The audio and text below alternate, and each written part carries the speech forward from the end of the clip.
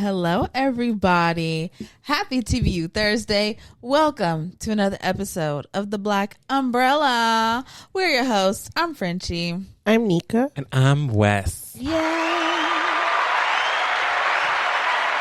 Jamaican horn, Jamaican horn, Jamaican horn. Right. Or should I say bald eagle, bald eagle, bald eagle. What do bald eagles make? I thought it was like a screech, like, right? You know what? You are the birds expert, considering you do run for the birds. So go ahead and give us another one. A little screech. A little screech. I see it. No, they do that. You are correct. I don't know why I said, but caw is like, you know, that one of those things where that's normal bird noise, right? Oui. The birds are chirping. The birds are chirping, honey. How y'all doing? I'm doing good. I had a great weekend, honey. It was a good one. Oh, what a great weekend that we had. Yeah, it was. It was a good one. My goodness. Wherever you guys are listening to us, make sure that you follow us so that you can stay connected with us, stay up to date. And every Thursday that we drop our episode, you can know. And turn on your automatic downloads so that you can download the episode. That will help us out a lot. Make sure that you follow us on Instagram, Twitter, TikTok, everywhere else at TBU Podcast. Send us an email at theblackUmbrellaPC@gmail.com. Wherever you are listening, leave us a rating. Leave us a review. And did you know you can watch us on YouTube? You can. Go over to our YouTube and subscribe and see what we're doing. Yeah. Well, let's get into this word of the day. Let's do it.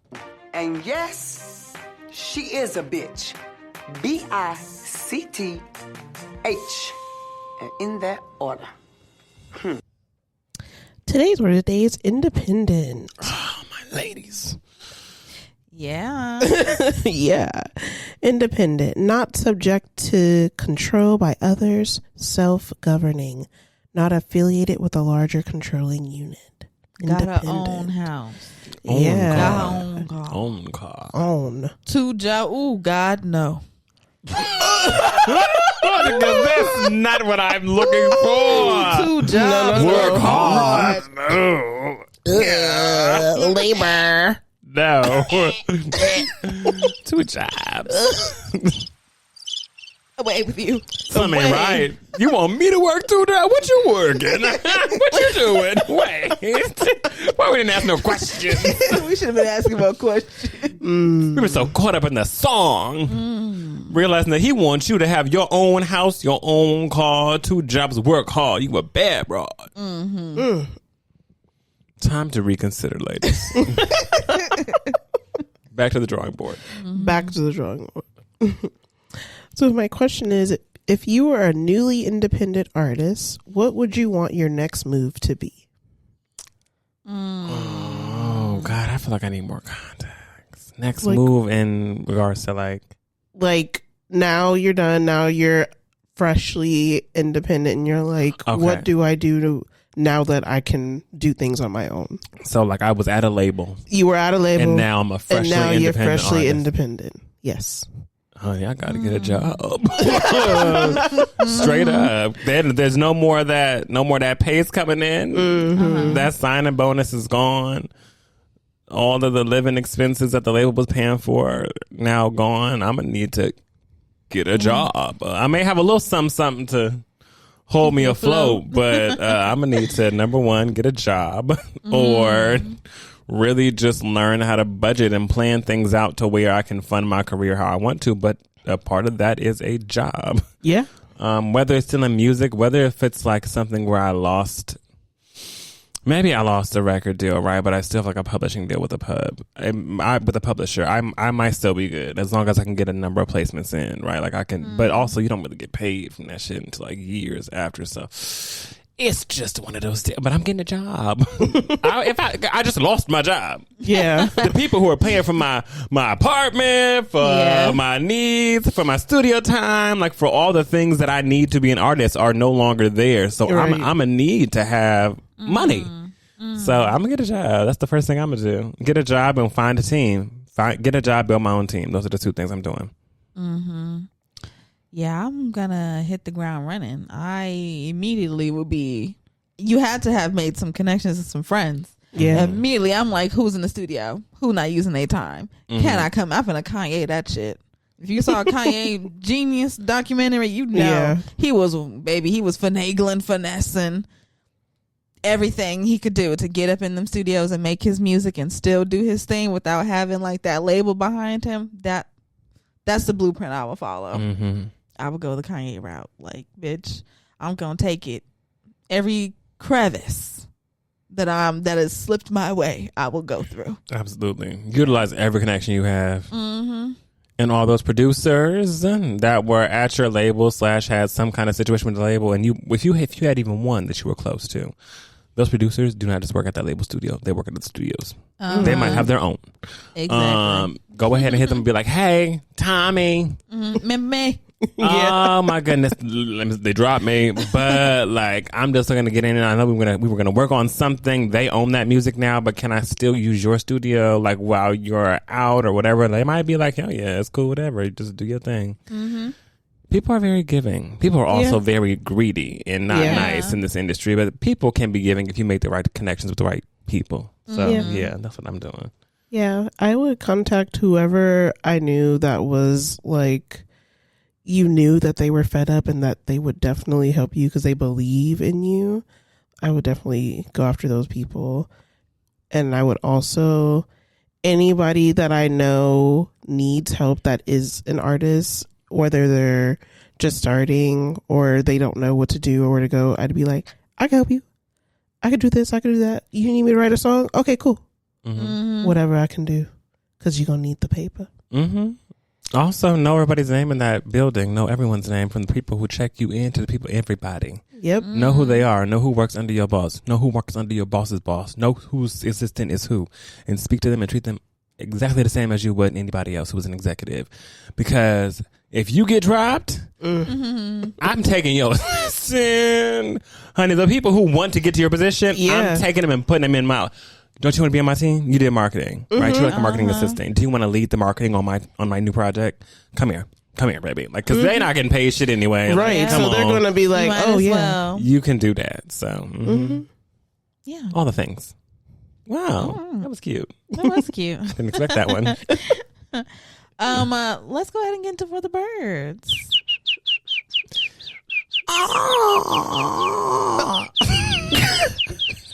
That was me trying to make the ball eagle we was just talking about. How'd I do? I thought someone was having What? You know what? just having. They way. I'm gonna clamp my tongue. I'm gonna clamp my tongue on that one. Wow. Well, yes, let's get into For the Birds. It's a part of the show where I look at Twitter. I see what's going on, what's popping, what's going down, and we talk about it. First thing that I have for the birds today, we all love a little, well, I mean, you know, sometimes we love a destination wedding. Oh, yeah. Right? Oh, yeah. Somewhere cute. Oh, my God, we can jet set for a little good celebration and a party, and, you know, it's going to be nice. Destination. We love that. We do. And, you know, usually when you're having a destination wedding, the couple, they're going to reach out to all their guests about, like, you know, in this case, the couple reached out like a little over a year in advance, letting their guests know, hey, we're getting married. Here's all the, you know, the details and everything. Start, you know, getting your shit together, booking your hotels, making your flights, like, take your time off from work. We're getting married in a year. Everybody's like, cool, sounds good, right? Let me tell you what happened at this certain destination wedding. They tell everybody, book your shit, you know, get ready.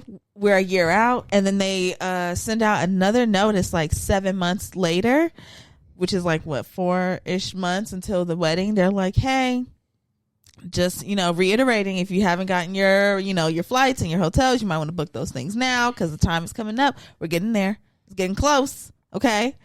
And so this couple, they booked their flight, they booked their hotel, and they take time off from work and everything. And they spend, a good amount of money because, you're traveling, you're going overseas, right? Yeah.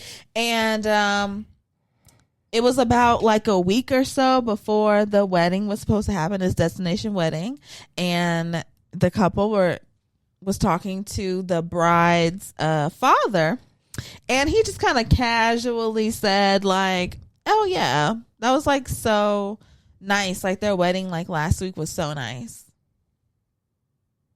And she's like, huh? What are you talking? Their wedding last week? What do you mean their wedding last week? Because I have my hotel and my flights booked. What's going on? And then so she finds out that the wedding, not only did the invite list get shrunken, the people who got disinvited didn't get a notice that the wedding invite list had gotten smaller. And not only that, but that the wedding moved destinations, baby, as well. So this couple now, at this point, I mean, they're only we couple going on weeks. vacation, yeah. But what the hell? I done took time off of work. I booked flight. I booked hotel. I spent however many thousands of dollars for, it's 2 people going. Yeah. Transportation, whatever they had to set up. Daycare, if you had to do that, unless you didn't, all these things. You mean to tell me you bitches could let me know? Oh yeah, by the way, you're not invited to the wedding anymore, and also we're changing destinations. What the fuck? And they weren't the only ones. It was other people. No, it was other people as well. Yep. Whoa, what? You know what? That is so funny. That shit is hilarious. Because I had to see the couple being like, so who do you really want to keep? Like, right. Are Paul and Sandy really, like, do they need me? I know are they necessary? You've worked with them for like 10 years, right? Mm-hmm. But Paul and Sandy are a dinner party, right? Like, we don't need them coming to the wedding. Right. How about this? We just disinvite the people who we don't want to, but make them still feel like they're going by not telling them that we're going to disinvite them, right? And also change destination. Instead, let's just let them be at peace, knowing that they're going to go on their vacation. Yep. And they're going to get real surprised. Mm-hmm. Oh, whenever they get there, and they're like, what wedding? What wedding? It happened. What? Then they're going to call us, and we're prepared for that. Oh, my goodness. Yes, it's totally went. But you know what? Our friends are there, too. We had to make it small. Oh, my God. That's funny, because it really is. Wow. That's some shit, ain't it? It's funny. Because you could have said something. And they said the couple, the person, first of all, they posted this on Reddit, okay? And they said that, like, their reason for why they, made the guest list smaller and why they changed destinations made sense. So they didn't understand why, with whatever the reason was. They didn't reveal the reason, but they said, it made sense. And they were like, so why the fuck did you not why didn't you let us know? Right. And not just us. There were multiple people. Girl, you got all these people out of thousands of dollars behind this wedding that they think they're going to. And not only are they not going to the wedding, bitch, you didn't tell them they ain't even going to be a wedding. Were there people who showed up to the... I don't know. Because I feel like if you find out something like that, you obviously going to want to call the people who you think are kind of like next to you. And if you know someone and be like, hey, did you know that? They might be like, yeah. Or they might be like, no, I didn't know that. It's like, well, yeah, I was at the other wedding. You didn't know? What? How did you get an invite? Literally. I thought you were sick or something. That's crazy. That's some foul shit. I would never. That is so I would foul. never. Like, I'm not talking to you no more. You got me so confused. Because you could have just let me know. It's all good if I can't come to your wedding. Because I'm still going to be on vacation at this resort that I done paid this fee for and got this flight for and did all this stuff. Yeah. I'm going. Yeah. But, damn, could have told me. And it's the fact that they reached out with like 4 months to go. Like, make sure. Yeah. You're going to send out the make sure to everybody. But you're not going to send out the, oh, by the way, never mind to everybody. Fuck you. Okay. You suck. Y'all, do y'all know what's going on with Tyrese? That's what I got next. Do y'all know what's going on with Tyrese? Oh, do we need to speak on it? Tyrese. What's going on with Tyrese?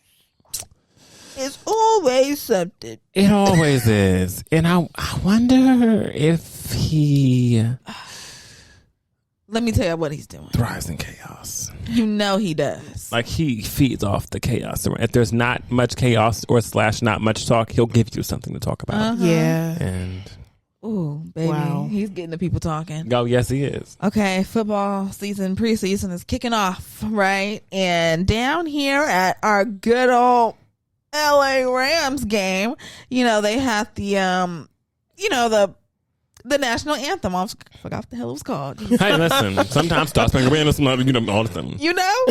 But yeah, the national anthem, and Tyrese comes out and he's singing, and you're like, it says Tyrese. The people are saying Tyrese, but my eyes do not see Tyrese. My eyes see Marvin Gaye doppelganger.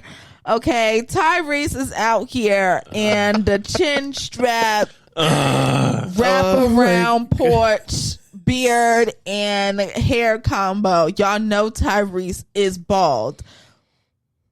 He's out here in a curly Q top, okay, with the folded up beanie, and like I said, wraparound porch, beard. Where did all this come from, Tyrese? What's going on? And he's dressed like, and not only does he have that, he's got the wig. Yeah. Because y'all know Tyrese is bald. That's what I'm saying.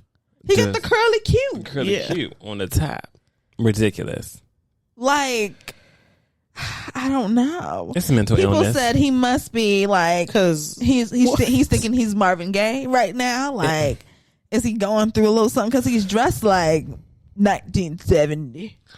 And he's got this new look about himself, and I just don't know what's going on. He wanted to dress up like Marvin Gaye. We know Tyrese, bald, no facial hair. Now all of a sudden, full everything in both areas. I just want y'all to understand how it must feel to be the people who sit in those seats and make those decisions, who work at the Rams stadium. Specifically people who are booking talent for the games, and one of their jobs is to book who's going to sing the national anthem for that day. And who in that room said Tyrese, whether it was an assistant, whether it was an executive, whether it was whatever it is, there was somebody who said Tyrese, and they all said yes. And then the day is here. Right. And you see him and you greet him and you tell him where his dressing room is. And you tell him get prepared for the show. And you don't see him again because you've done your job. You better you've gone now to your box with the rest of the executives. You quit. And on the screen, you see coming from the tunnel a man who doesn't look like Tyrese at all. Who you booked for this? And you're like, I booked Tyrese. Who's this? And you look closer, and it is him. It is him dressed as the Marvin Gaye. The way that I would let out the biggest. I would let out the biggest. You are saying that Tyrese showed up as himself, and then he went in the dressing room did a switcheroo and came out. Oh yes, you know he did, because these games it's just like a concert. It's rehearsed. You go to your sound check for your national anthem. You go to sound check that and you check the sound. You go back to your dressing room and then you get changed. He did not walk into the stadium with that on. No, they would have said so. Oh no, he did not. That's even worse. You know that's what he did. He came out like, what's going on?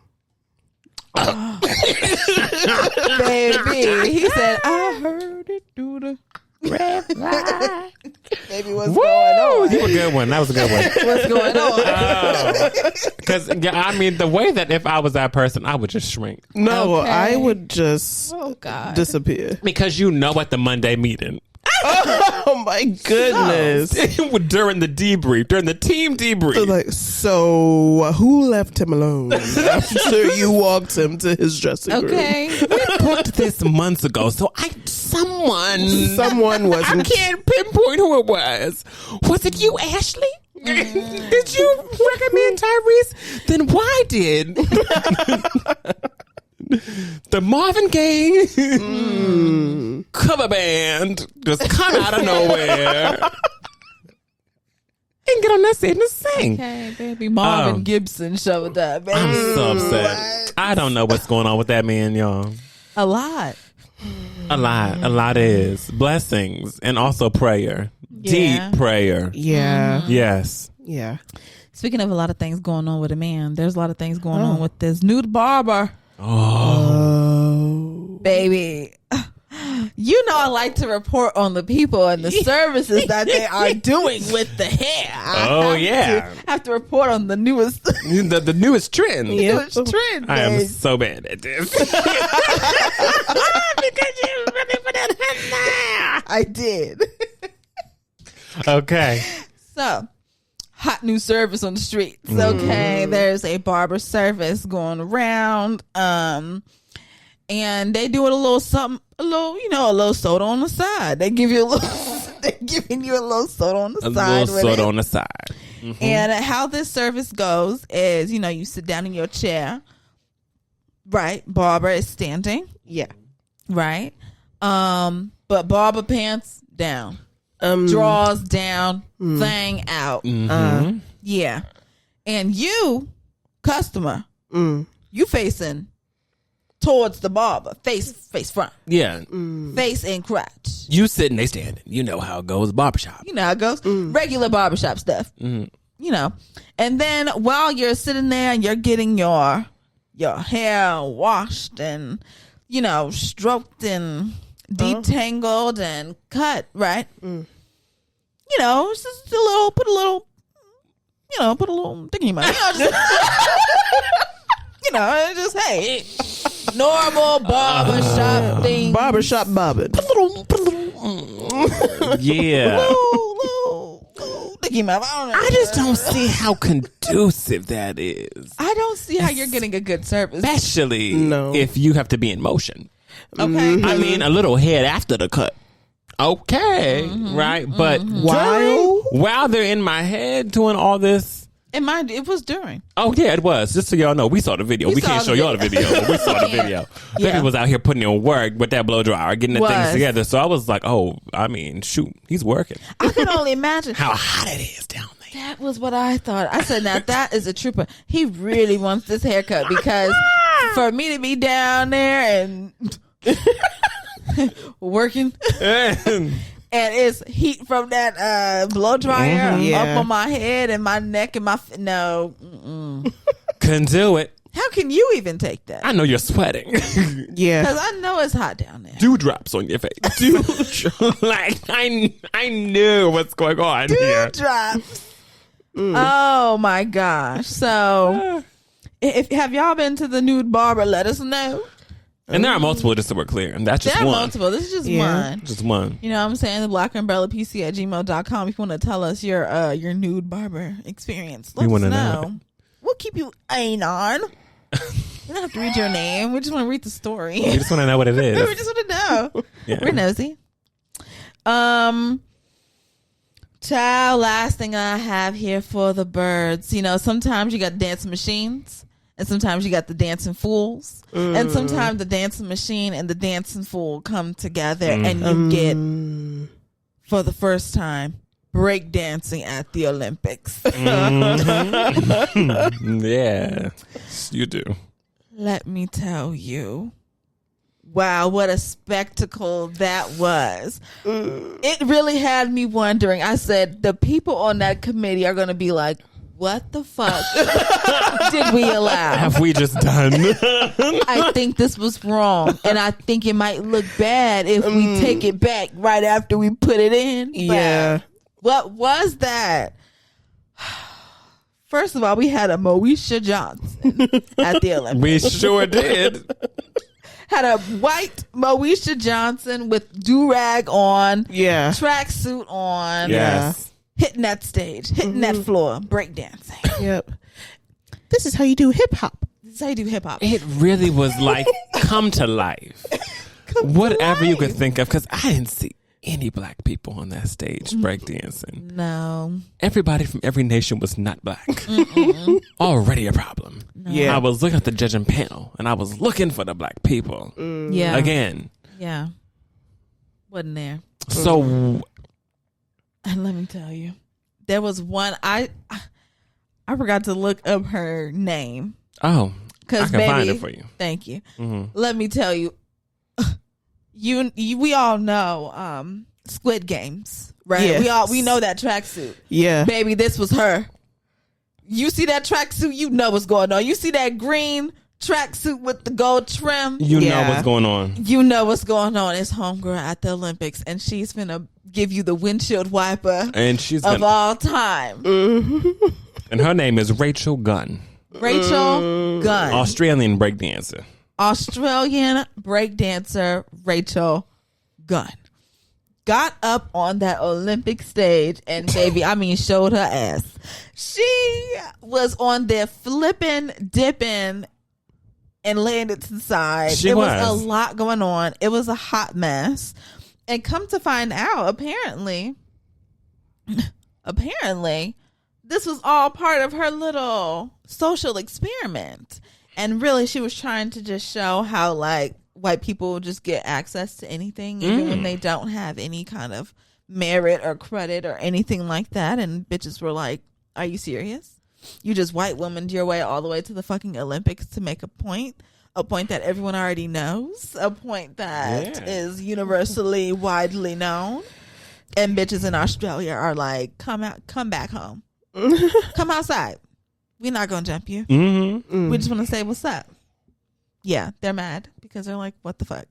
One of us Australian breakdancers could have really been up there. She said all the moves were her own. And And they we looked know like it, baby. Hell. They don't say that in the interview. You know, she's told ESPN all the moves are her own and original. And we know. I mean, she has her PhD in cultural sciences and studies. And she was named top B girl B-girl. by the Australian Breakdancing Association in 2020 and 2021. And won the Oceania Break Championship. You know what I need to start going to? I know where I need to start going to. Breakdancing championships. Oh, because baby, I'm missing it. Ow! We got to start going to the breakdance championship. Take my little snack, my water, my edible, and catch me at the breakdance Oh, yeah. competition in 2025. Okay. Yeah. We got to go to one of them. Yeah. Just because I want to see what's going on. I want to see the style. I want to see what's happening. Got to see what's going on because Because this if was a mess. niggas don't know about it, like if we are just now finding out about this, Yeah. who's entering? Like I want to, Because at this point, I'm going to go next. babes. And I was so LA sad. 2028. I mean, Well, they're taking it away. Actually, what do you mean? they had it for 1 year, and they saw the reception, and they said they're going to take it away. So it will not be coming to LA in 2028. But I said, See? how dare you take away my house? Because I was ready, baby. If I knew I had 4 years to condition this body, and everything would be totally different 4 years from now, and I'll be ready. See, I was just joking when I said that at the beginning of this. I didn't see that they actually did take it Oh, away. yeah, they did. See, yeah, because Damn. I'm telling you, I'm telling you, when homegirl got up there in that green, they said, okay, we've gone too far. They knew they went. They knew they had. And the world, not only The world not only did they know, the world knew that the world saw what you did. because that was something that was literally Olympics is worldwide. Like this isn't just a regular local broadcast. Like right. Yeah. The world is seeing this, and you're like, what did they do? we did do that. Remember that time? That'd be like one of the flawed things of the Paris Olympics that happens that people don't really talk about, but like no, because a lot of great things happened. Yeah. So many strange things happened though at this Olympics. Yeah. Right? This Olympics was kind of cursed in ways, definitely certain ways. It was funky. It was because there were a lot of high moments and some real lows. Real lows. Just had to get low. Medals given, taken, given back. Never mind. Yes, People it is. jumping out the lakes and going straight into throwing up. People getting E. coli, COVID. You can't go through this gate. You got to go through that gate. I mean, breakdancing. I mean, the list goes on and on. Really, this is about one of the most entertaining Olympics that I've watched. That I've been tuned in. Babes. Yeah. And whenever it comes here in LA, I may not be in LA for it. I might be somewhere else to enjoy watching it on the television. But no. Yeah. I'm going to be tuned in. Yeah. I'm like, I either want to be at the Olympics or I want to be not home. Same. That's the only way. That's the only How the way. hell am I going to not be home for 16 weeks? I mean, 16 weeks. 16 I was like, days. whoa. How am I going to not be home for 16 days? I don't know. But in 4 years, I'm pretty sure I'll have that figured out. Oh, you will. Oh, yeah, Absolutely. definitely. Prayers and blessings. Prayers and blessings. Okay, honey. I got a plan, baby. I'm ready to go. Amen. And that's all I got for the birds. So, yeah. Child, I feel like the vibe for the birds was just like, huh? What? Because everything had a little question to it. Yeah, everything. Definitely. But yeah, let's go into our pay at dust and our shining moment. Our pay at dust is something that had us messed up, fucked up, upset from the week that we want to dust off of our shoulders. And our shining moment is something that brought us joy and happiness that we want to shine a light on. Who wants to go first?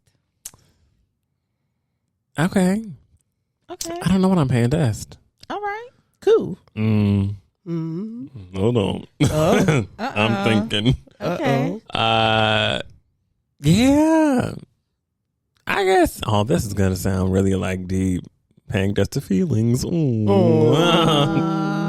But not in a bad way. In a good way. Needed. Okay. Feelings.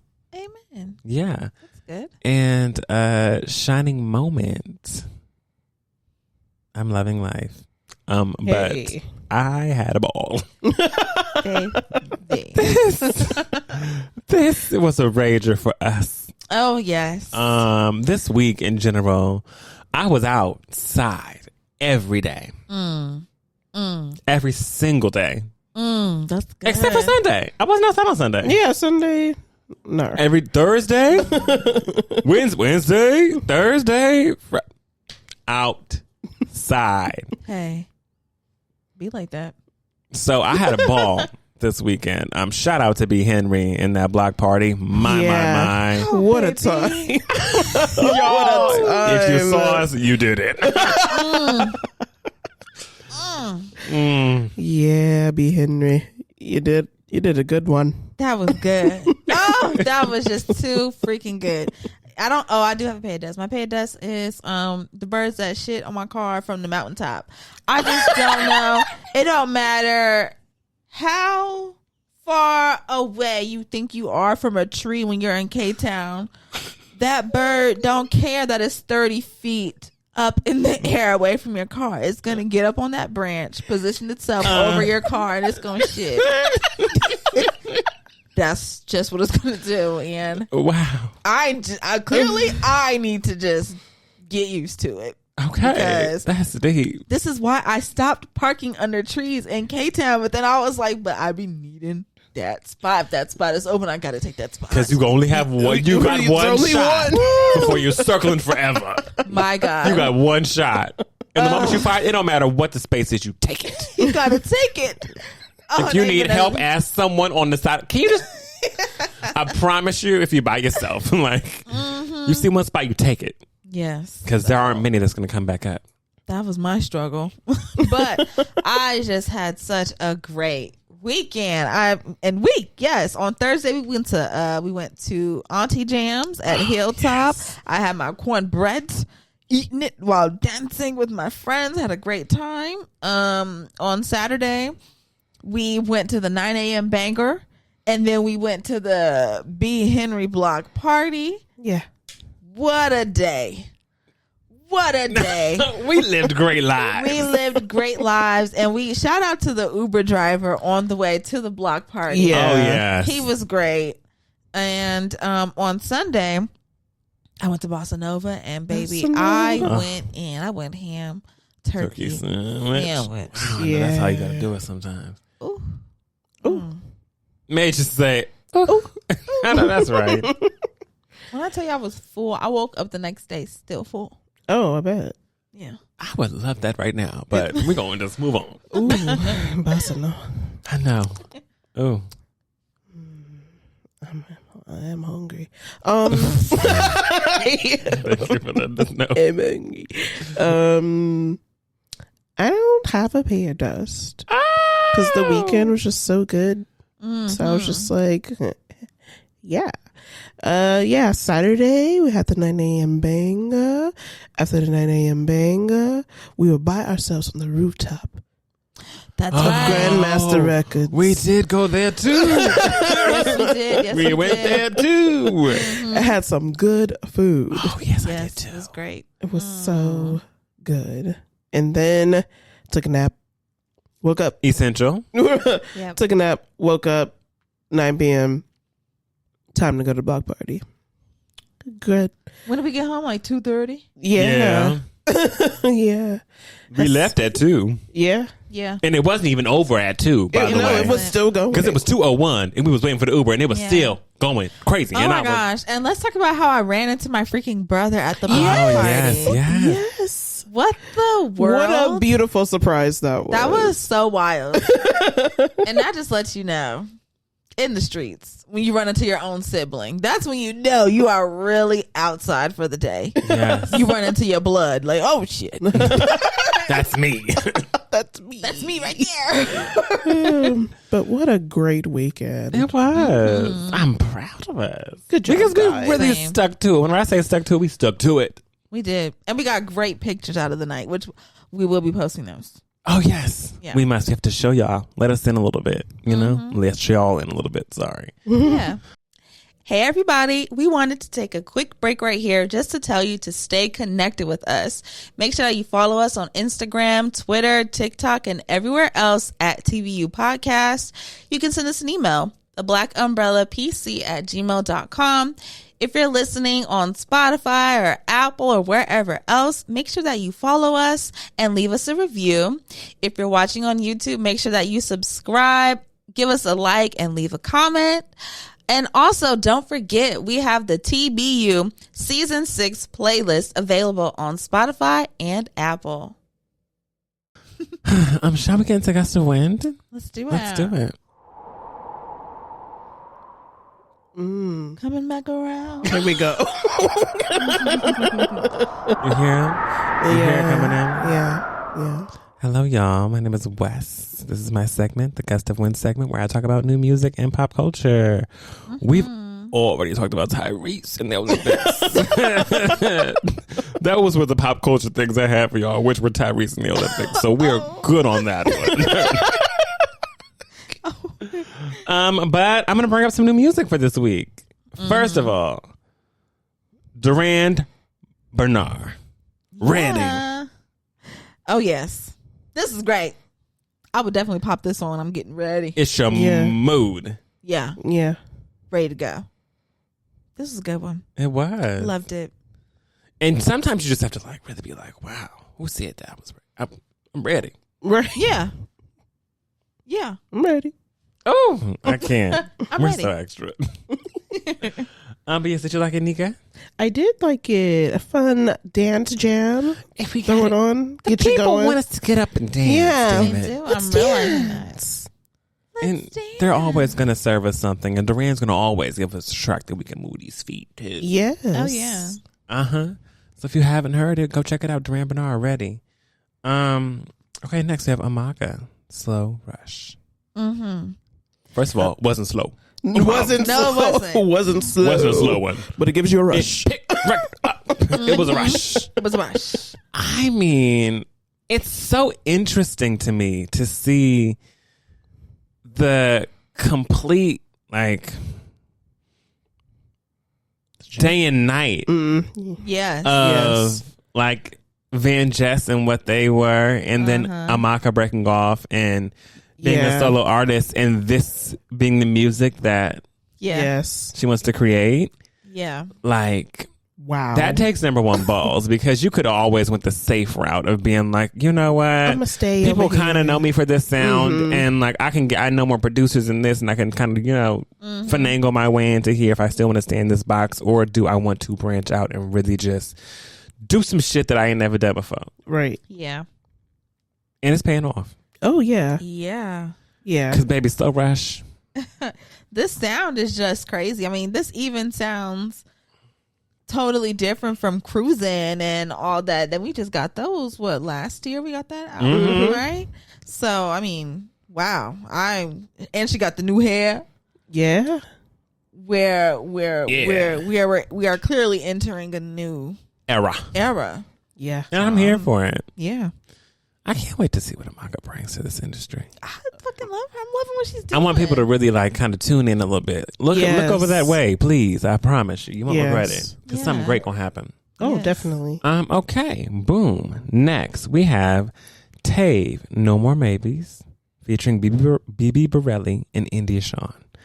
Wow. No more maybes. Ain't got time for no more maybe, honey. It's something about when India Shawn enters a track. I mean, it's like real smooth. bobsledding. You know. Literally, India Shawn will enter a track bobsledding, like literally so smooth. And it puts you at like who is that in my ears? Like, how is this sound happening right now? Yeah. The tone there. She's just good. The beauty there, the lyrics there, everything's there. Everything's there. And BB Borelli also did wonderful. Yes. Wonderfully.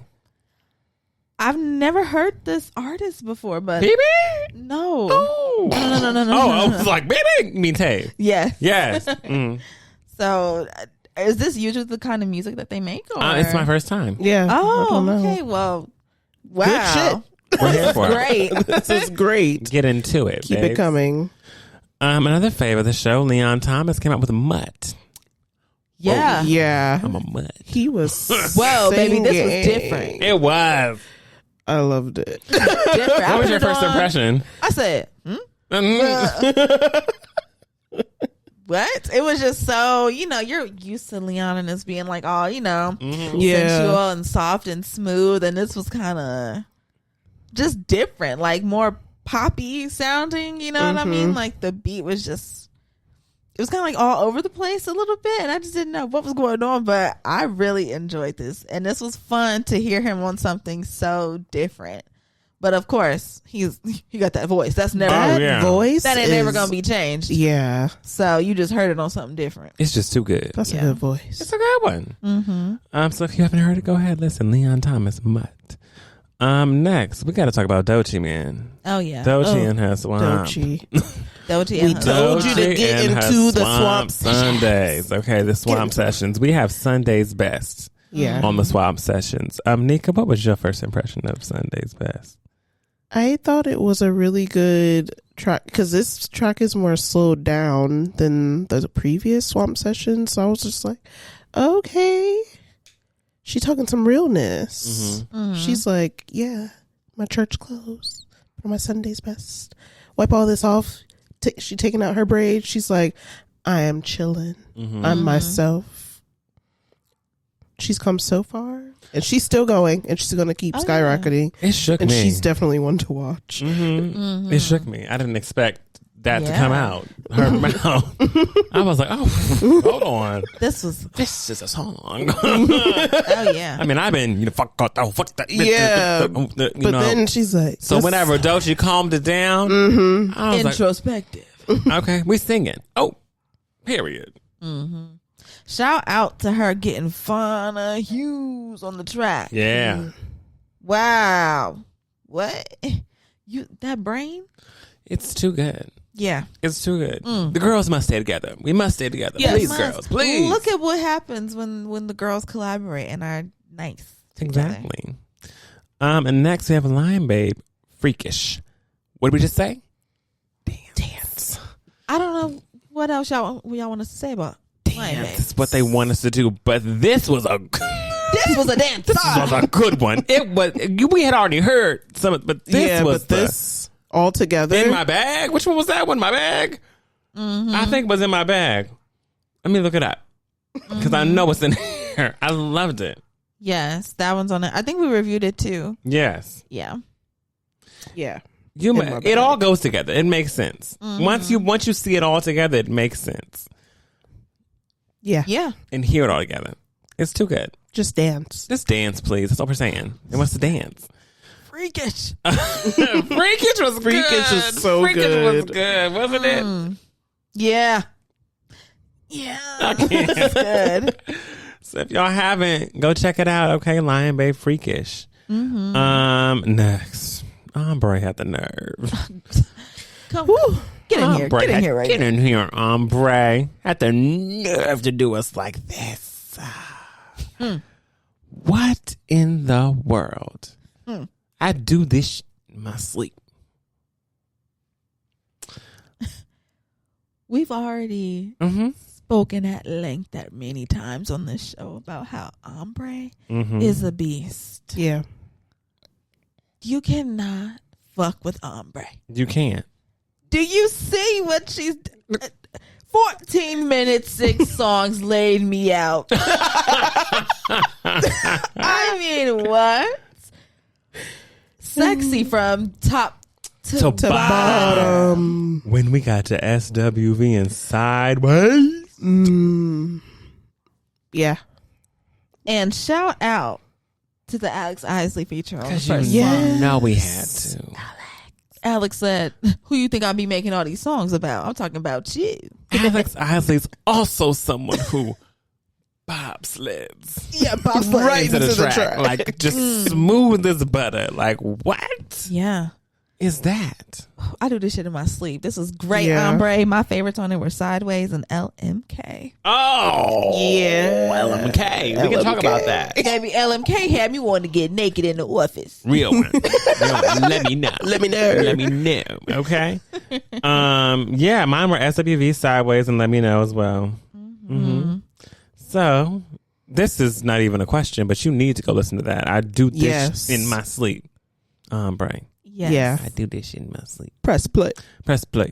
Next, I mean, the girls moving quickly because Chlöe had a surprise for us.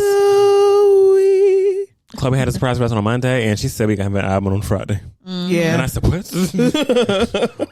I got whiplash. I did too. I mean, she said surprise on Monday, and then she said Trouble in Paradise out Friday. It's Friday? Shit. This Friday? Well, let me tell you something. It was ready to come out. Oh, yes, It was ready to come out. It was bursting absolutely. at the seams. Bursting at the seams. Chlöe. Oh, Jesus. You've done it. Once again. I mean, we talk so highly of end pieces on this podcast whenever it came out. Just to be followed up with Trouble in Paradise and feel like, yeah. This was wonderful, Chlöe. You are horny. Yeah, you are. Freaky little thing. Freaky little thing. Freaky little thing. You. I was like, whew, this is for vacation. Yes, Yeah. it is. And you could tell when you're listening because she said she recorded this whole project in St. her Lucia. safe place, St. Lucia. and it sounds like it. Wish I had a fave. Wish I had a fave place. I'd be like, my bedroom. I love the grocery store. I actually hate the grocery store. Please don't take me there. Oh my goodness. This is some good stuff, Chlöe. It is. And the people where you already know, the people, they love to hate on Chlöe. They love to hate on the girl because you already know her start on the little solo journey before it really became, okay, yes, I'm solo. It was a little bumpy, right? People didn't like the way, I mean, we talked about it. We did. You know what I'm saying? But the girl has proven herself time and time again now that she has the voice and she can do the music and she can do the damn thing. And people were trying to throw those allegations on her again, like, oh, her voice is too beautiful for the kind of music that she makes. Like, how about the voice is beautiful, bitch? And How just about the keep it- voice and is just keep it at beautiful? that. Cute. It sound good. You like it. You like the way she sounds. Did you I do? wish she was singing something different. Well, she's not. This is it. This is it. She's giving you what she wants to give you because she's an artist who has autonomy. Yes, Who and can do what she she wants knows to do. music and she knows production. Yeah. She's producing this shit. Yes, I mean, come on. Yes. exactly. She's amazing. On Yes. M-Pesa, she said, I'm sad and I'm just going to sing down. Yeah. Trouble in Paradise, she said, I'm happy and I'm on vacation. And Grab I'm my toy. fucking- And I'm fucking. And I'm fucking. Yeah. Me and someone else. Yeah. Yeah. Yeah. Yeah. Wow. Favorites on here. First of all, great features, by the way. Having Ty Dolla $ign, having Anderson .Paak, having Come on YG now. Marley, having Halle. Come on. Halle? now. Because you know, Want Me is my song. Yeah. Only period. That's the one. Yes, it is. I agree. That's the one for me. Also, I love what you did with Nice Girls Finish Last because you read it and you think that it's gonna be something else. something that Yeah. is like Nice Girls Finish Last. Like, I think And it's then gonna it's be sad. like I'm sad because I'm so nice and these niggas are trash and I'm But gonna finish nope. Slash. No. Nope. What did we say? She was getting it in, right? She wants to make sure that she is pleasing Yeah. her partner. Yeah. She don't want to finish first. She wants to finish last because she's a nice girl. Yeah. Oh, Chloe. because you see those naughty girls. Yeah. Uh-huh. What they'll do is they need to finish first. Yeah. But those nice girls, They finished last. sleep. Yeah, this was great, Chloe. Chloe, wow. Might as well. Favorite same lingerie. Want Me? Oh, hold up! And then we say shake. Shake. I was gonna say that next. And shake. You know who's always on the scene? Jeremiah. Jeremiah keeps the job. Keeps Yeah. the job. He gonna be at the scene of a good song. Oh, absolutely. Every time. Every single time. Love this. You go. Go, Great job, Chloe. Chloe. Great job. Go, Chloe, go. Redemption. Redemption. And then oh, I was like, oh, she's killing it. Yes. Oh, okay. Nika, what are your favorites? Might as well. Temporarily single. Favorite, same lingerie, and Want Me. Oh, and Halle floated on that track too. Yes, she did. I hope this is just a precursor to them, getting back in the studio together and giving us some Chloe and Halle. I think they can give us at least one more album. They can Destiny's Child send off. She said that Yeah. that they would. I'm fine Chloe with said that that. they would. So You girls have given us some great stuff. It's okay if it's time for your solo shit now. It's all good. Just one more album and I'll be satisfied. I'll be okay after that one. I'll be okay. So please go and support our girl, Chloe, Trouble in Paradise. Give it a listen. Let us know what you think. Yeah. It keeps getting better. It keeps getting better. Ravyn Lenae. Bird's Eye. This has been a very bird forward episode, by the way. I just It wanted to has say been, huh? it has really been a bird forward episode. But Ravyn Lenae came out with Bird's Eye. And my. Again. My. Things have happened. She doesn't miss ever. She never misses. Ever. Every time she puts out something, it's better than the last one. This She's her only competition. girl What? 35 minutes. First of all, I could have sat for an hour with this. I could have did more songs, but this was so good. I loved this. Wow, Ravyn, you just know what the hell you're doing. From Scratch had me crazy. Oh, man. that's a From Scratch. I love From mine. Scratch. It's one of yours. Yes. From Scratch. Yes. Mine's Dream Girl from Scratch. Yeah. And One of One. One of One. Say it. Pilot too. Pilot's a deep track. It is. It's a good one. Yeah, I love that one. And baby, let me tell you something about days. Whenever you think about what have I lost from this whole entire situation, Ravyn, Lenae, and Days, you be sitting up here just sitting with somebody, just in it with them. In it with them so long, you think, oh, I don't want to leave now because I just have so much to lose. I've already had the time is behind me, and I'm older, and I'm this and I'm that. Yeah. Whenever I tell you, once you think about the only thing behind you is days. Yeah. And the only thing in front of you are some days. Yeah. Pick which ones you want to focus on and get to going. Ravyn, Lenae. Wow. Girl, you've done it again. You've done it again. Brother. It's great. It's great. It's too good. Too good. So please, y'all, listen if you need to, if you want to. We would love you to because it's good. And lastly, I want to talk about Latto, Sugar Honey Iced Tea. I did not know what to expect from this album. Yeah. I did not know what to expect. While I enjoy Latto, and I liked 777, the first project, right? Yes. That was actually, I think it was technically the second. Oh, yeah. I liked that one as well. This one, however, best work. Easily. This is Latto's best work. This is great. There's no, by the way, we rarely give you a no skips. This is no skips. And for this to be no skips in an hour and 2 minutes. Yeah. Think about it. She's giving you what you need. I mean, perfect people to be put on this album, feature-wise. Perfect features, yes. Like, how? I don't even know, Latto, man. This was amazing. It was. This was really freaking good. Latto, girl, I'm just so proud of her. Like, I just love to see every time she wins. I love it. I love, she's just like a real rapper. She's gonna rap and she's still gonna give you like the body and the fun and you know. I just love what she's doing, girl. Yes, this album is 10s all across. My favorites on it. Let's see, my favorites on it. Blixum. Mine too. Yep. Ear Candy. Mine too. Liquor.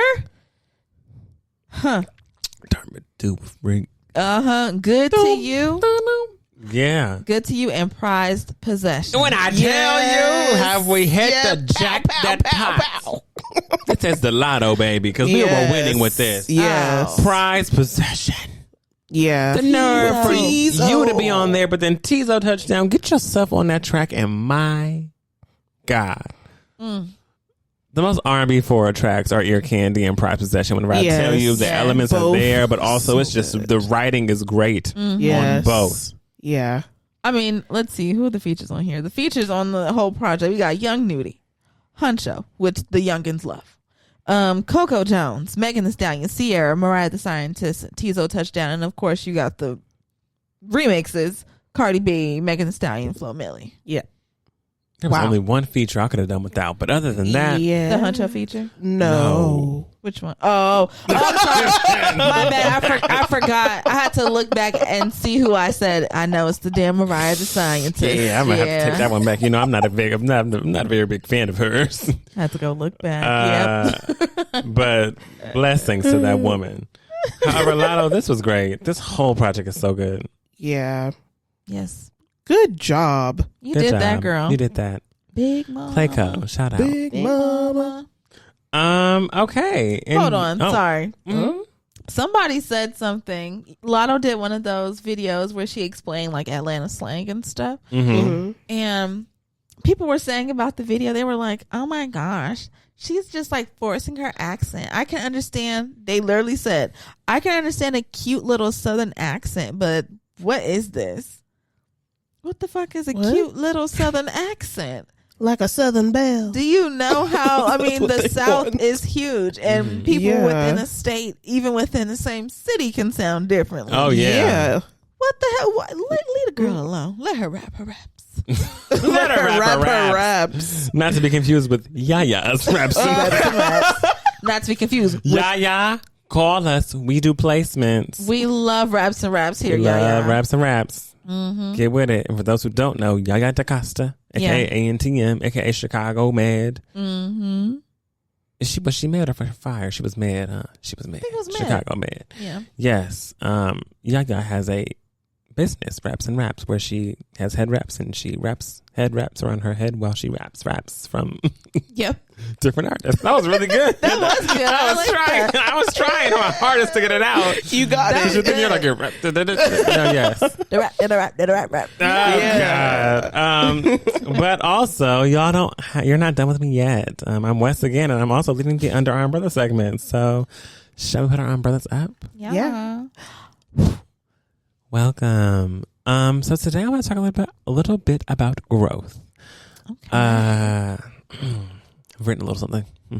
Oh. As humans, we are constantly growing and evolving. And as we grow, it can be hard to recognize how deep our roots run. We're so focused on what the surface is seeing that without giving proper recognition to what is under the soil.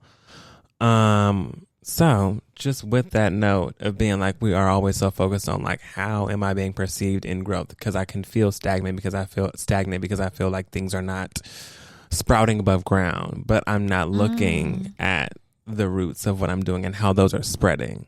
Oh, okay. I like that. Okay. I like that. So extra. Yeah.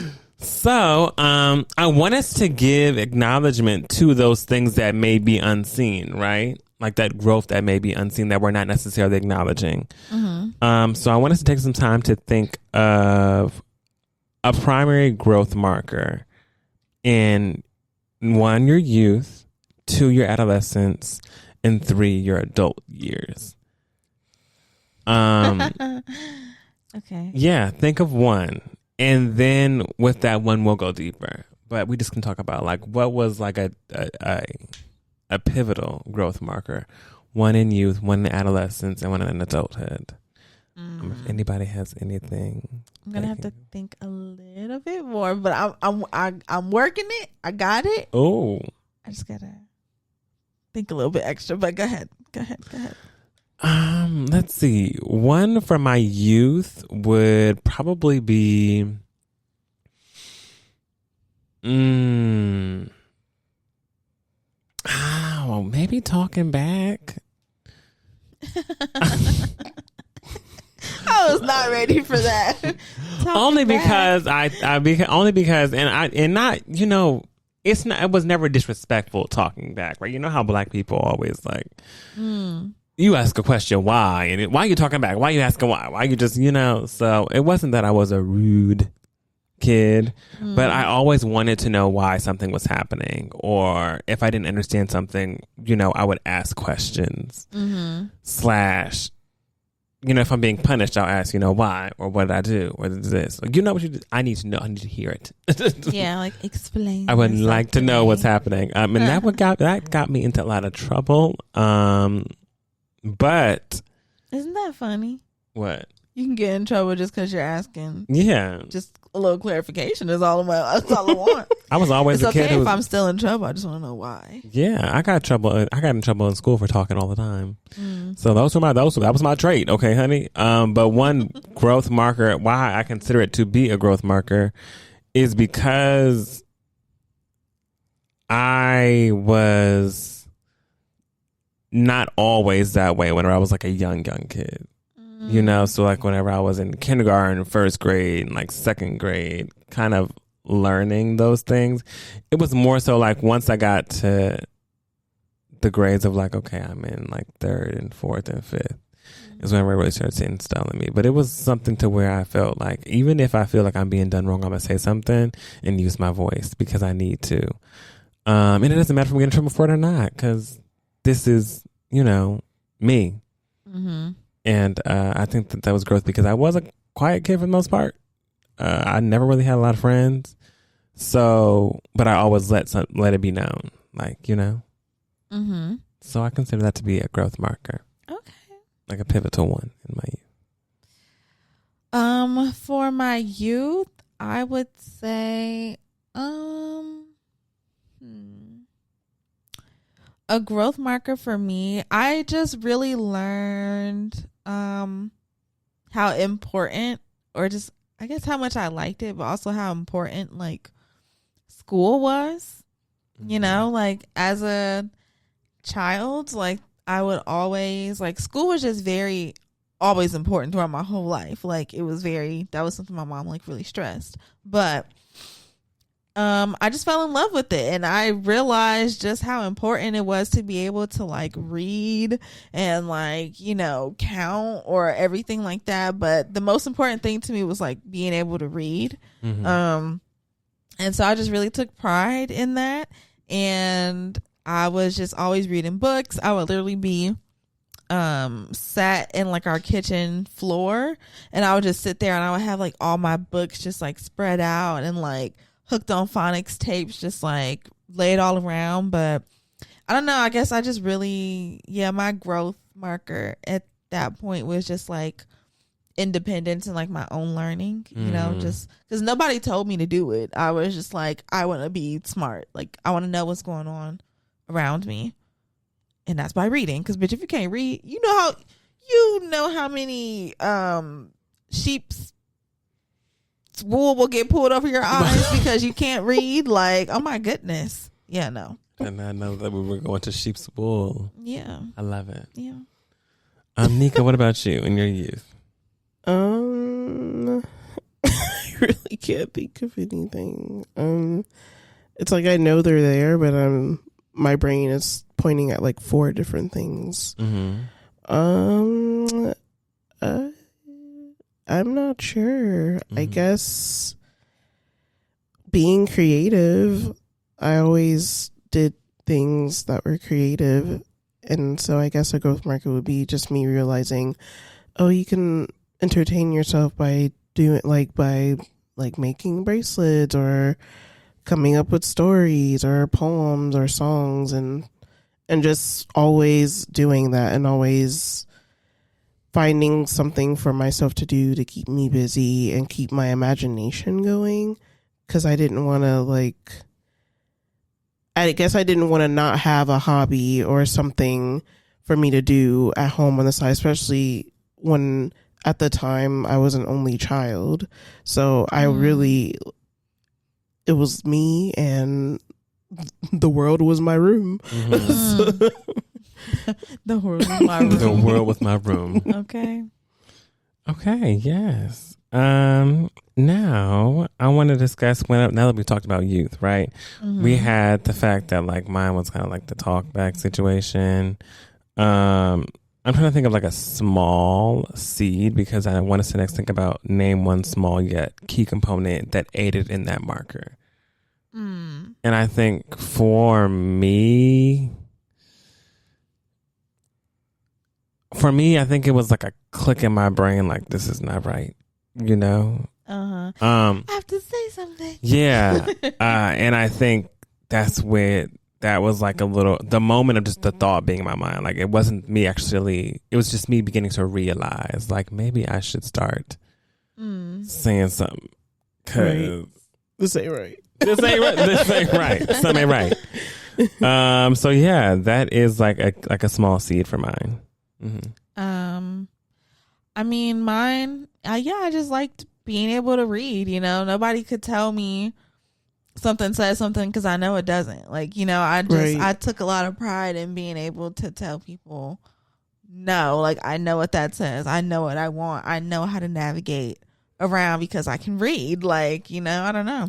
And I just really enjoyed getting awards. It was nice. Oh, I was yes. getting awards all the time at Absolutely. school. It was like fucking getting boring. That's how fun it was. Like, just always getting all these awards. And my mom had like a little book for me. She still has it to this day. That's filled with all my awards, all the way up through college, literally. I have that So, too. My mom has one for me. So yeah, I mean, it was just nice, you know. It's like, and you can see this collection kind of building up the better you do. So Yeah. I don't know, just gave me more motivation, I guess. Like, Yeah. okay, I could bring home more cards to put in the book. So maybe or the book, awards. the book is like the key there. That really was the seed. And you being like, well, I'm starting to see result from it, because maybe you just thought you were supposed to be going to school and learning and you just did it, right? Right. Yeah. But then you realizing, oh, like I'm smart. Oh, like I'm getting stuff. And you seeing your mom take pride in those things Yeah. made me feel like, okay, like this is the purpose. Like I need to be doing this. Yeah. Oh yeah, yeah, that's true. Yes. That book. That book. That purple binder. Oh, okay, come on now. Hey. Yeah. Yeah, getting those awards did get really addicting. Not in a bad way, just in a, oh shit. I get a prize. That part. I get the pizza party. You don't get one, you're like, huh? Right. No, yeah. That's what really is a good motivator. For me, I just always loved any artsy thing. I loved reading. I loved poetry. I loved watching movies. I liked watching any behind the scenes footage I could get out of a DVD. I was watching it just because it's fun to see all the bloopers and how did they get that shot and what were they doing to, like, how did they pick these cast members? Because sometimes when you look at a movie and people are like, this could have been so and so, like when they told us that Barbie would have been Amy Schmushmer, and we were like, Schmushmer. and we were like, now how the fuck? Some people just fit, and then there are other people where you're just like, I don't think that would have worked out the same way if this person played the lead instead of who actually got it. But I just always loved that. I always loved creating things. I was always doing some type of arts and crafts, whatever it was. I was crafting it up. Yeah. And would your like pictures get put up at home, like things that you made? Yeah, I think some things like my mom would keep, or I would just have, or it was something that I gave to like friends. So yeah, I believe. Yeah. Yeah. It's nice whenever you, that, again, for me, I feel like it sounds like your seed is just like seeing the result of, like how people react to your art in whatever capacity. And So my like mom, your mom, or yeah. like being creative, you're like, even when you make me stuff, like you make like bracelets and stuff. Yeah. I was like, oh my gosh, thank you. This is so cute. My Like, mom even has seeing always, as long as I can remember, there's always been like an arts and craft bucket in my house. And I still have like the same stuff, like with like the little like creative stamps and stuff, because my mom was always DIYing like certain things. So I always knew what a glue gun was. Okay. Come on. That's funny. Well, let's get to our next marker, right? Okay. Adolescence. One big marker for me in adolescence was ridding of the fear of being this, you know, I guess try to be a perfect kid. Oh. Yeah. Because you are the only. I am the only. The only one. And I feel like in adolescence they really got tested because I was trying. Obviously, you know, I'm gay. I'm the G. And Wow, the really? I did not know. But identity wise, I just had like, you know, kind of heard from family. And not like directly toward me, but it's like, you know, seeing gay figures on the television screen or maybe seeing someone in person, right? And you kind of hear like a little snark comment that isn't very nice. It's kind of nasty. And for me, that immediately instilled fear into me. Like, I have to be that way, or like, I can't. I don't want them talking to me like that. Right. Yeah. So for a minute, I think I just like lived in this identity of just feeling like I needed to appease until it felt depressing.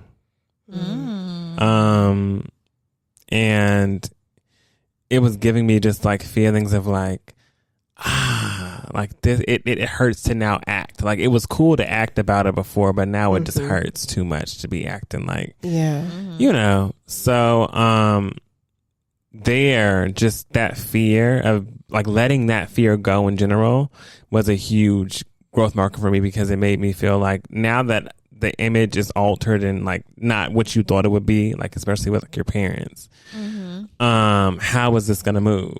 Like, how is this shit gonna sell? People start showing their real color, the true colors, honey. Right.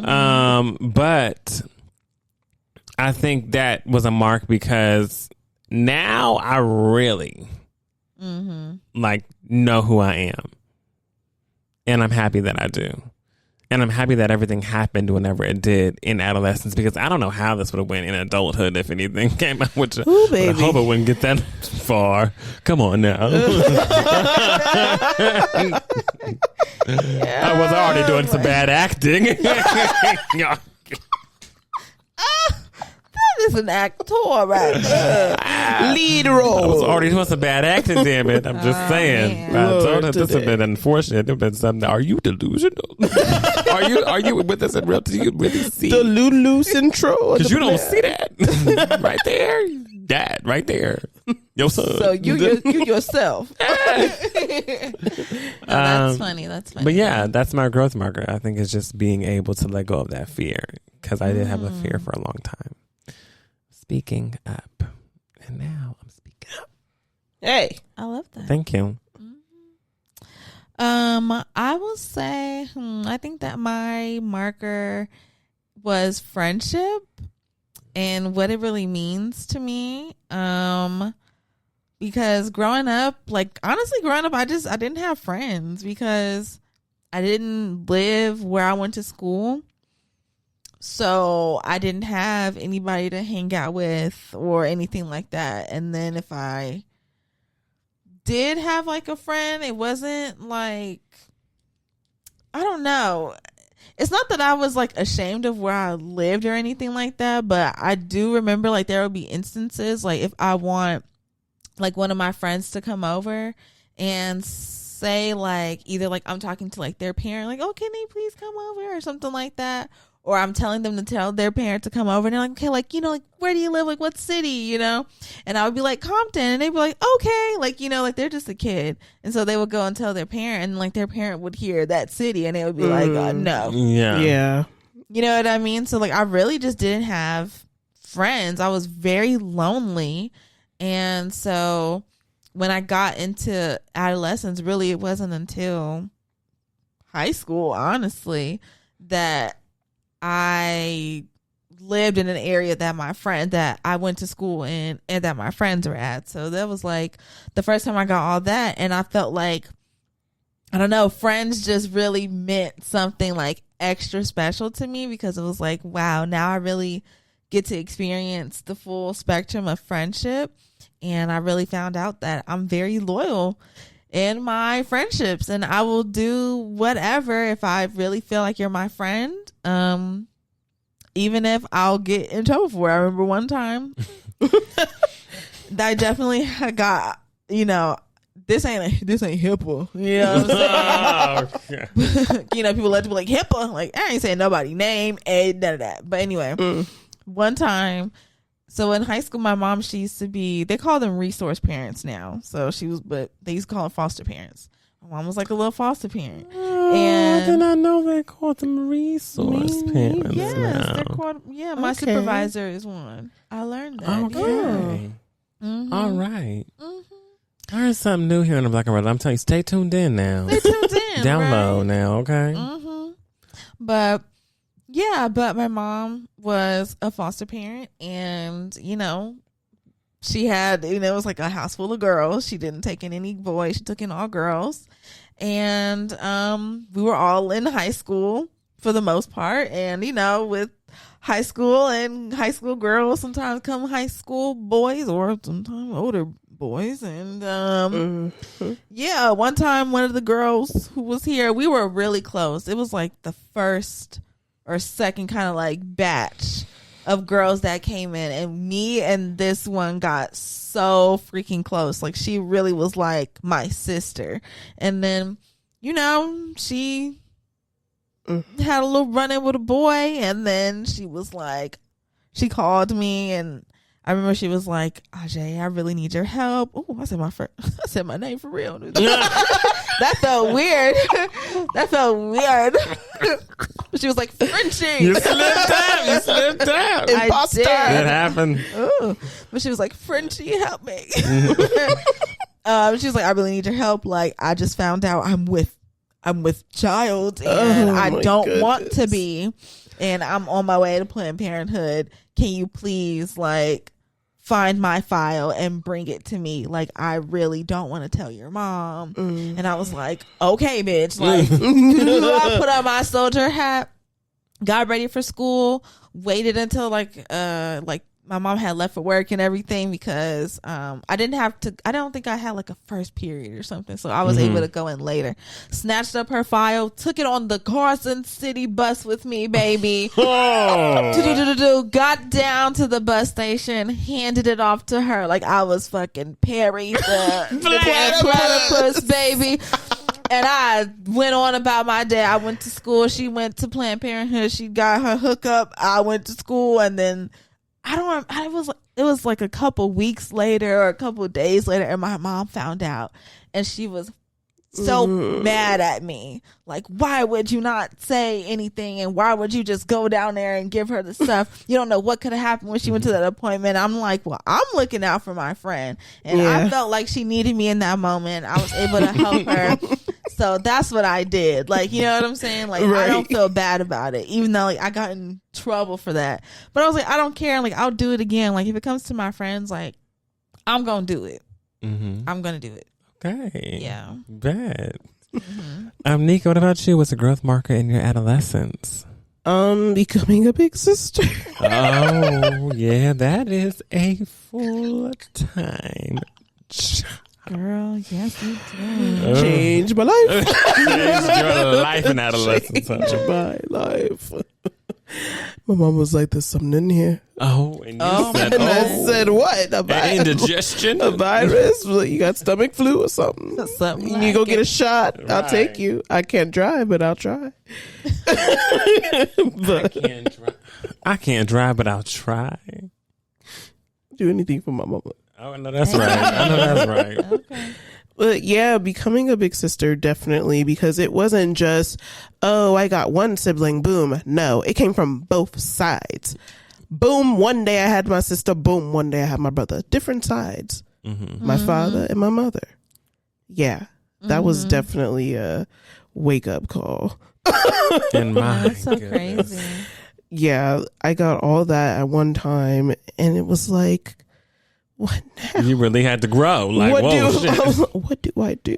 A bottle? Okay, I warm it up. Okay. You was learning. Okay. No, everything was new. Everything was new. Changing diapers, taking the covers off the couch cushion because it went up the back. Oh, yeah. Yeah, I feel like in I've a way, seen some horror scenes. even you being a big sister is like, Nuts. first of all, I'm a nut. I cannot. No, we were going there. I am. But even seeing you become and be a big sister is quite funny / interesting because They're crazy. my goodness, that's a really big marker for you. You had to learn how to grow up Yes. really quickly and be like a resource for these little beings who are going to need. Whew, geez, that was a good one. Wow.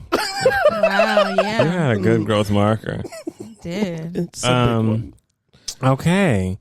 And then I want to do one for our adulthood growth markers. Why? My growth marker, I mean, it's really been pretty recent.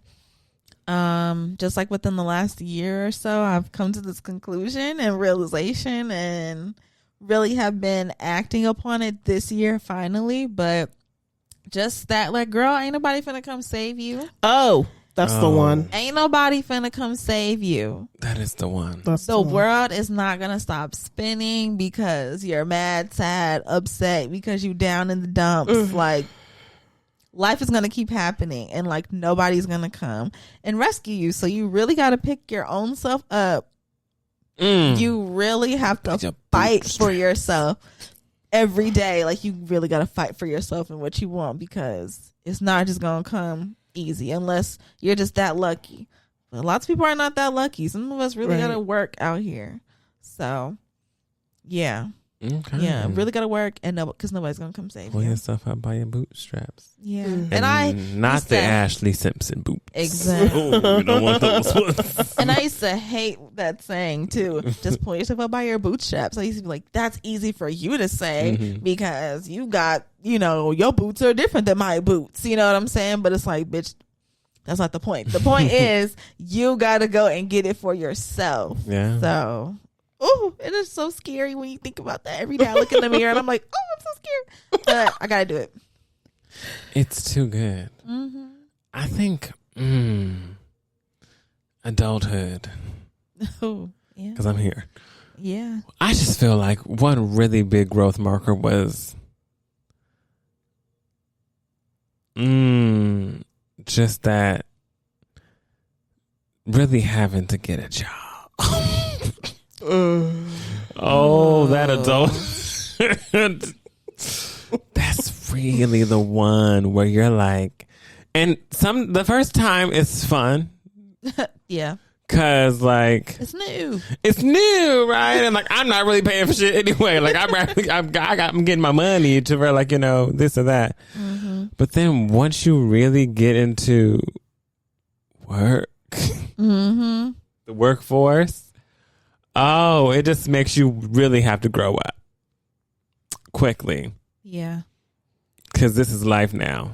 So yeah, I think one really big one for me was like just getting a job and being like, oh, this isn't just like a summer job where this is a every day. I have to be here every day. And when I don't have one, I have no money. Actually, I have no money. Right. Even whenever you have one, you have no money. Right. Exactly. It's really a scary feeling. Yeah. But that was a big growth marker for me because it really went into like jobs and finance go hand in hand.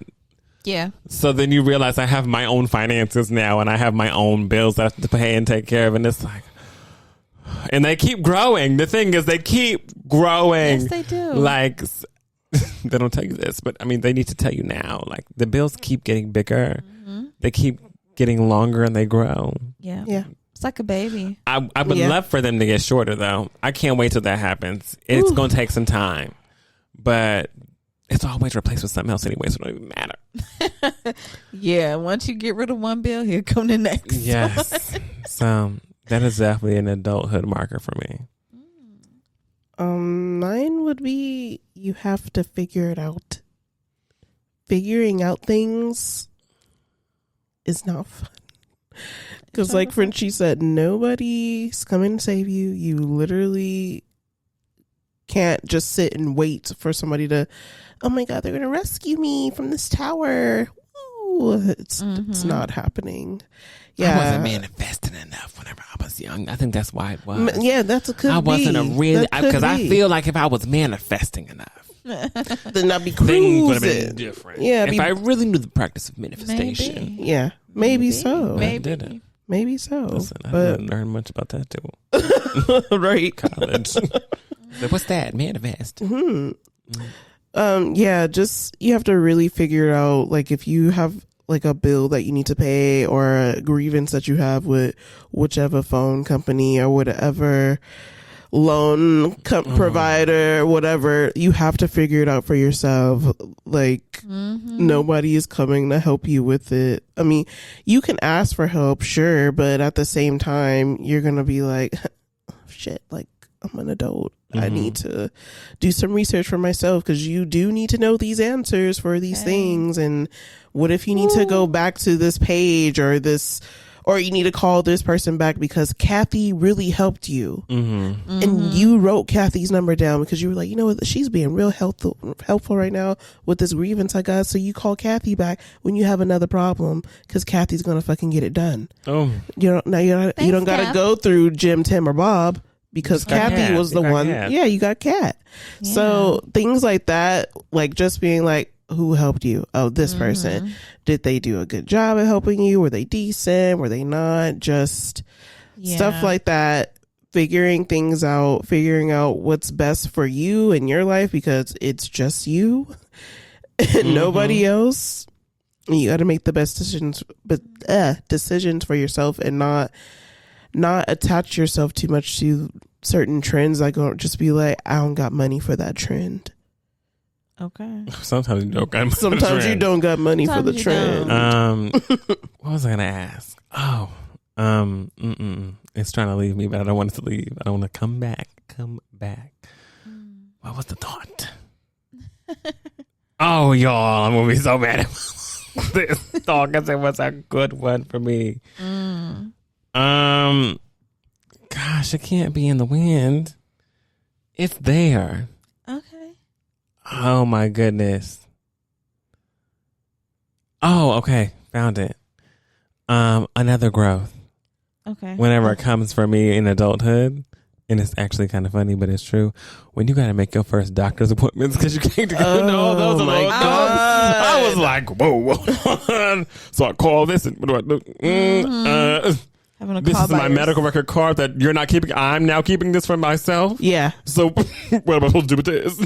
Make your appointment. Well, what does that mean? Who do I talk to? Like, figuring out doctor's appointments and things as an adult. that's always a scary. That was a very hard, not a hard thing, but it's a very interesting thing. Yeah. Because you're used to your parent doing it. All of Yes. those things. And, sometimes you might have paid attention, but that they handle that. So, whatever. I'm not really tuned in. Now, all of a sudden, it's like, now you do it. Yeah. Who do I ask for? What do I do? Gotta figure it out. Figure it out. Like, Being scared that you're like, okay, but like, can I go now? Can I? You think about going to the doctor like, can I go to the doctor now? Like, but if I do, like, is something gonna show up and are my parents gonna find out? And like, your mind races because like, I did this one on my own, honey. This is my first time here. My first time by myself. This is my third day out here. I know. I remember my first doctorship without my parent. I was like, yeah, we're big. Yeah. Yeah. I remember mine too. Oh my gosh. It's like, well, I'm really in this big office, this big white office by myself. Scary. Okay. Well, let's see. Where do I want to take this? I kind of got it. Okay. So now I want to know that now that we talked about our growth markers, right? Things that have helped us grow. With growth also comes a little bit of challenges, right? How do you handle people in your immediate circle whenever they react to your growth in a negative manner? So people be like, oh, you changed, or oh, you're acting brand new, or you think you're too good for this. When people say things like to really note on your change because they can see that you're moving differently or acting differently specifically with them than you used to. It's all in due because of growth and what you've done to grow. But now I want to know that, hold on. How do they handle it whenever it's how do you handle it whenever it's met in a negative manner?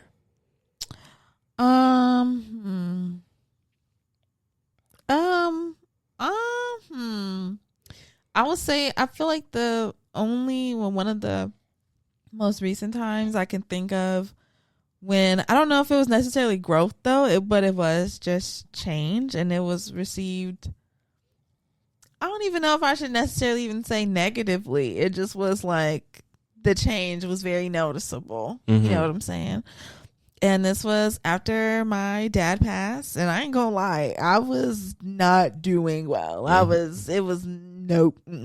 Was not doing good, and I'm still like in the process of like undoing all that because I just really, I don't know, just really went inside of myself. You know what I'm saying? And I was getting into stupid shit, and just because I was feeling, reckless and sad and everything. And then one day I remember I came home and my mom was like, you're just like, she was like, you're so different. Like, you're just acting different. She's like, your attitude is bad, and like, you're doing this and you're doing that. And like, she's like, I'm trying to like, give you grace and stuff, but like, you really need to check yourself. Basically, like, she basically was like, bitch, get your shit together, because you doing a lot. And I was doing a lot. I was doing too much. Like, finna alter my whole life, like stupid shit like that, And so my mom was like, you need to like, just really check yourself. And that was the first, because I really felt like I just felt like very invisible during that time. I felt like nobody really noticed anything that was going on, that was changing with me. And then I feel like that was the first time somebody was like, hi, I see you changing, and it's not in a good way. So yeah, I mean, I received it. It was like somebody just like threw cold water on my face, when it was said to me. I didn't like it at the moment, but I knew it was true. So, hey. Yeah. I think that I've handled growth. Or at least whenever it's met in a negative manner, right? I'll probably handle it I handled it kind of going down on myself, like being like, dang, this sucks. Like, I suck. Like, why would I just do this? Like, it would have been easier to just, all these things. And feeling really low. And then I just realized that's not how life is supposed to be lived.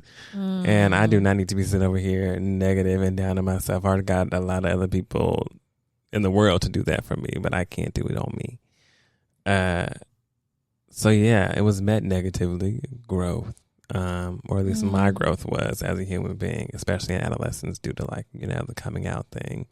But it was needed because I needed to see myself as like a pillar that stands alone versus like I need to stand to support these ideologies of what my parents want me to be and their dreams. Like whenever you let go of the dreams that your parents had for you and then try to create your own cloud, you be really struggling. Like, but they attach themselves to it, and rightfully so. They've raised you for like, you're going on like life. 16, 17, 18. Like, they think they have an idea of what you're going to be as an adult, and then you do the opposite. You are literally like terrified to detach from the dream and be like, oh, that's not about to happen.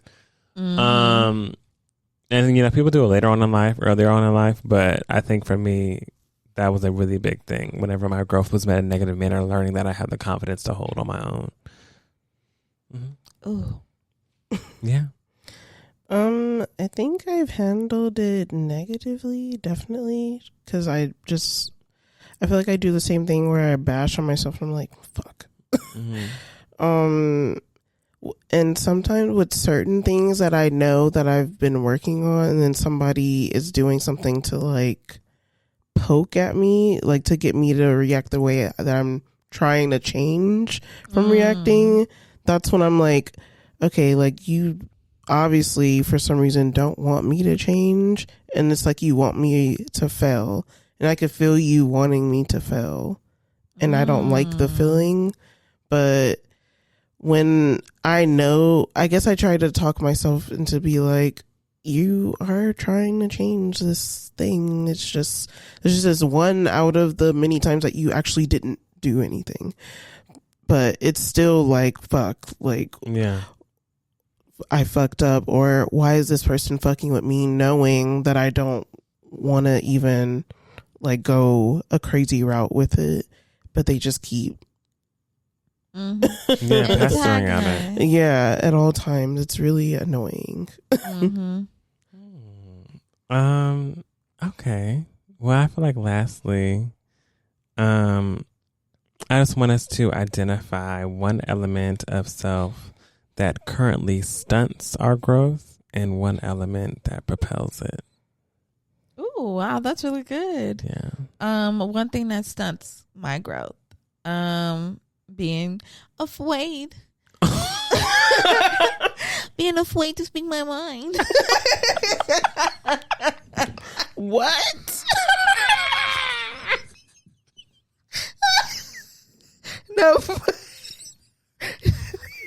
I'm sorry. Why would you? Everything's such a deep moment. Such a deep moment. I'm sorry. I be telling you, I can't handle these emotions. Oh my God. Afraid. Was like, what? Oh my goodness. Okay. Whenever you feel fear. Right. Yes. Just, situations where I know I can really speak up and advocate for myself. I just really struggle in those moments when, specifically in family environments and romantic environments. So I know that that's something that's stunting my growth, because I feel like probably more than likely if I'm limiting that portion of myself in certain relationships, I'm probably doing a disservice across all of my relationships, to be quite honest. Because I am limiting myself at some point through it all, so yeah, that's something that's definitely stunting my growth. I could do a lot of emotional growth, clearly. No. But something that I think propels it, I don't know, man. I'm freaking eager beaver. Like, Okay, Beaver. I feel like if I have something that I'm really, at least lately, that I'm really passionate about and that I really want, like, I'm gonna go after it. So I think that's a good trait to have, like, if let me not sing that, but you know where I was gonna go. What song I was about to sing. Yes. But that You could be. I can do it. Yeah. Nika, one thing that stunts your growth currently and one thing that propels it. I think one thing that stunts it is being defensive. I think. Okay, Jackie Chan. Not Jackie Chan. Anybody know Ricky Tan? Okay, Nick, I say cool. Roll the credits. Okay. Roll the fucking credits. Being defensive. Being defensive. I know why I'm that way, kind of, but it's got to stop. There. It's got to stop. And being scared of being scared of what I think people want me to be or what I think they're trying to mold me into. And so I'm afraid to try to be anything other than that, because I'm like, I gotta please them. So that's one thing. It's not as bad as it used to be, thank God, but it is still something that definitely stunts my growth. And something that propels it, wanting to be better, wanting more, wanting better than what I have right now, just wanting. Okay. Mine is kind of funny because the thing that stunts my growth also propels it. Okay. And I think it's just my vision of things, how I see things to be in the future. Ravyn. Ravyn Baxter. Whatever I tell you, got things that I'm going after, and I'm going after them, and it's all happening. I think it's beautiful to have that vision. Where I struggle and what stunts it is my vision's allowed to change. Oh, yeah. But I won't allow it to. Yes. And literally, it's the worst because it's almost like you see something going off track or being different. You're like, the hat is supposed to be on the table. Right. We need to get this together. Right. But I don't I cage myself in a bit whenever it comes to like my vision, because I'm like, I don't allow it to just be, what's been ordered for me. I feel like I can still order these steps, right? But like, no, you can't. I can't. So I think like just it not taking the path that I want to really does stun it because it can sometimes get me into a mood and then make me be like, fuck division. Literally.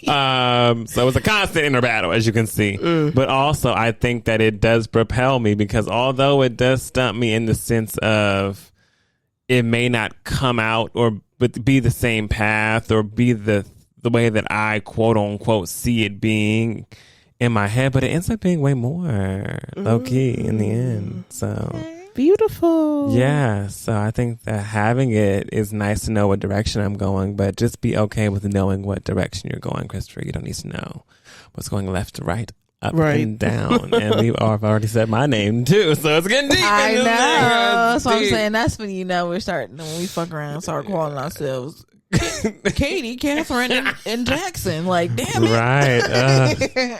At the moment I did it, I said, ooh. I know, right? Keep it going. Well, yes, that was it. That was my gust of wind segment. I know we went a little long, sorry, but I wanted to get it all in because I wanted to acknowledge those small seeds of like, yes, like these are pivotal moments, and like even the pivotal moments, looking deeper into them from you and your mom in the book, and then you realizing like, okay, creatively, I have these pictures. Sometimes they put them up. Like, I'm really into film. Like, those little small things that help us realize, like, you may not see those things that are in your roots that really helped you grow. And it may not be at the surface, but, like, acknowledge it, love it. Ta-da. Growth. Ta-da. Oh, God. Okay. I love that. That was a really great under our umbrella. Thanks, Wes. Yeah, Wes. Thank you, Frenchie. Thank you, Nika. Yeah. Thank y'all so much for listening to this episode of The Black Umbrella. Happy TBU Thursday. Make sure that you follow us on Instagram, Twitter, TikTok, everywhere else at TBU Podcast. Send us an email, theblackumbrellapc@gmail.com. Wherever you are listening, please leave us a rating, leave us a review, and follow us. And you can also watch over on YouTube. So make sure that you subscribe, leave us a like, leave us a comment, share the videos, share the podcast episodes. What else? Make sure that you get into the TBU season 6 playlist available on Spotify and Apple. And OMG, it's August. We are almost done with season 6. Can you believe it? Just a couple months left, and we are going to wrap this bad boy up. So if y'all have some nice, kind words that y'all want to share about how much you loved this season, what you want to see for next season, you can start sending those in right now. You know what I'm saying? We can read them. Keep them. We can read them on the last show. Yeah, but we love y'all so much, and we'll talk to y'all next week. Bye. Bye.